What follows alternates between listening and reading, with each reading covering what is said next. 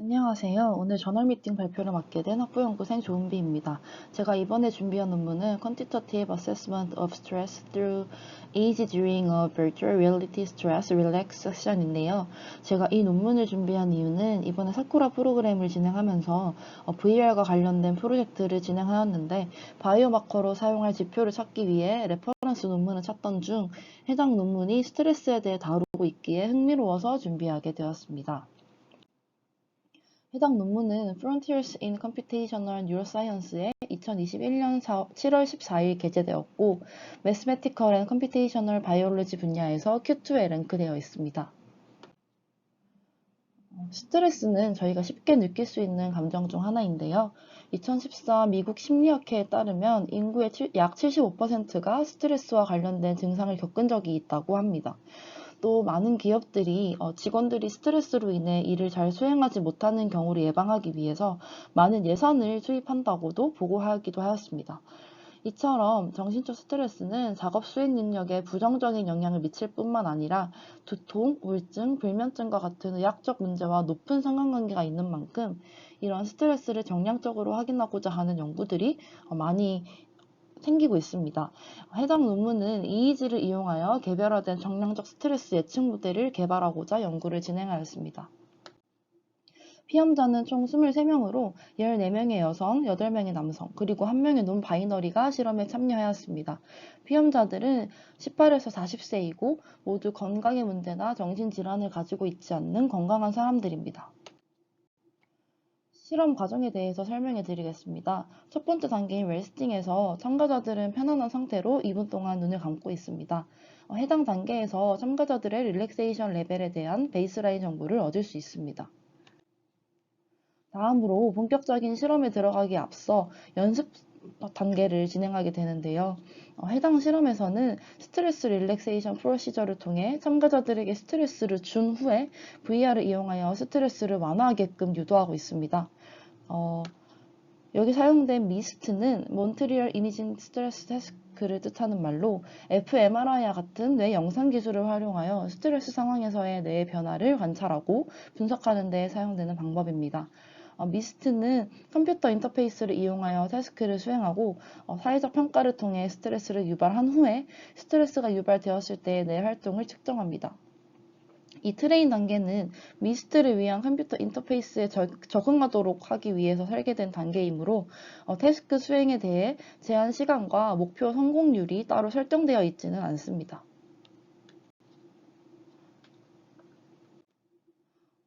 다음은 본격적인 실험에 들어가는 미스트 테스트 단계입니다. 트레이닝과 달리 테스트에서는 이 태스크를 수행하는 데 시간이 정해져 있고 성공률을 알려줍니다. 참가자들에게 더 많은 스트레스를 주기 위해서 연구자들은 참가자들에게 실행 불가능하게 높은 성공률에 도달하도록 요구하였고 피험자들이 태스크를 하는 동안 직접적으로 3번 정도 방해를 하였다고 합니다. 테스트 세션 동안 총 3번의 스트레스 설문을 이 태스크를 수행하는 인터페이스를 통해 답변하도록 하였습니다. 릴렉세이션 단계에서 피험자들은 VR을 경험하며 테스트 단계에서 받은 스트레스를 완화하는 시간을 가집니다. VR 영상의 경우 360도 영상이며 캐스케이드, 오로라, 솔리터리 비치, 그리고 스페이스 트립 총 4가지가 준비되어 있고 실험 전에 미리 가장 선호하는 영상을 선택하도록 합니다. 릴렉세이션에서도 마찬가지로 HMD 컨트롤러를 이용해서 총 3번의 설문을 진행합니다. 그리고 전체 실험 과정 동안 수행된 모든 스트레스 설문은 1에서 5의 점수로 매기게 되는데 스트레스가 가장 적다고 생각될 때를 1, 가장 많다고 생각될 때를 5로 설정하였습니다. 피험자는 총 23명으로 14명의 여성, 8명의 남성, 그리고 1명의 논바이너리가 실험에 참여하였습니다. 피험자들은 18에서 40세이고 모두 건강의 문제나 정신질환을 가지고 있지 않는 건강한 사람들입니다. EEG 데이터의 경우 처음 레스팅 단계와 미스트 트레인 단계에서 측정한 데이터를 제외한 총 12분의 데이터만을 분석에 사용하였습니다. EEG 데이터가 각 단계에 대해 독립적으로 측정되었기 때문에 각각의 데이터에 대해 다음 그림과 같은 처리 과정을 거칩니다. 먼저 전원 노이즈를 제거해주기 위해 48에서 52Hz로 스탑밴드를 설정하여 노치 필터링을 진행하였습니다. 그 후 뇌파 대역의 데이터를 확인하기 위해 4차 버터워스 필터를 이용하여 2에서 48Hz로 밴드패스 필터링 해주었습니다.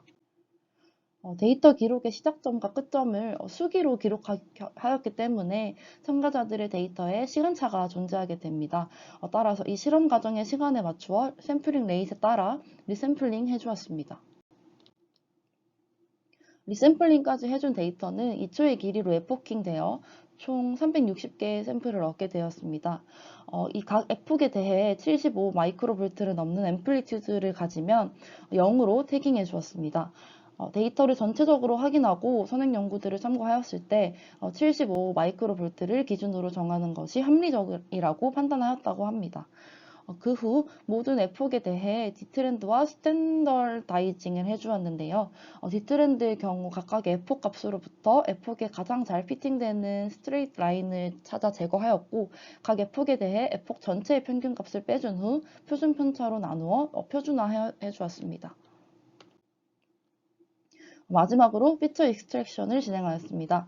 선행 연구를 참고하여 피처로 사용하기 위해 PSD와 AA, RG를 선택하였고, AA와 RG를 계산하는 식은 다음과 같습니다. 여기를 확인하시면 됩니다. 여기 보시면 P의 경우에는 파워를 나타낸다고 보시면 됩니다. PSD의 경우 델타, 세타, 알파, 베타, 감마로 주파수 밴드를 나누어 계산하였고, 엣지 이펙트를 줄이기 위해 터키 윈도우를 적용하였습니다. 설문을 통한 SPSL의 경우 실험 동안 8번을 진행하였기에 한 명의 피험자에 대해 8개의 샘플만 존재하므로 뽑아낸 피처와 대응되지 못합니다. 따라서 이를 보완하기 위해 4가지의 인터폴레이션을 이용하여 샘플의 개수를 360개로 만들었습니다. 최종적으로 만들어진 피처 매트릭스는 다음과 같이 360 by 7의 EEG 피처로 구성되어 있고 360 by 1의 SPSL 피처가 타겟 어레이가 됩니다. 해당 연구에서는 피험자 각각에 대해 개별적으로 적용할 수 있는 SPSL 리그레션 모델을 만들고자 하였습니다. 모델을 만드는 과정은 다음과 같습니다. T1에서 T8에 대응하는 8개의 샘플을 테스트 셋으로, 나머지 인터폴레이션 된 352개의 샘플을 트레이닝 셋으로 사용하였습니다. 그 피처 매트릭스를 노멀라이즈 해줍니다. 4가지 리그레서에 대해 각각에 대한 최고의 하이퍼 파라미터를 찾아내고자 그리드 서치 크로스 밸리데이션을 진행하였다고 합니다. 이 4가지 리그레서는 리그레션이라고 하는 RR, 랜덤 포레스트, 멀티레이어 퍼셉트론, 서포트 벡터 머신, 이렇게 4가지라고 합니다. 그 후 베스트 리그레션 모델에 대해 트레이닝 셋을 이용하여 5-fold 크로스 밸리데이션을 적용하였습니다. 테스트 셋에 대해서는 MSPE와 피어슨 성간계수를 이용하여 성능을 평가하였습니다. 마지막으로 결과를 알아보도록 하겠습니다.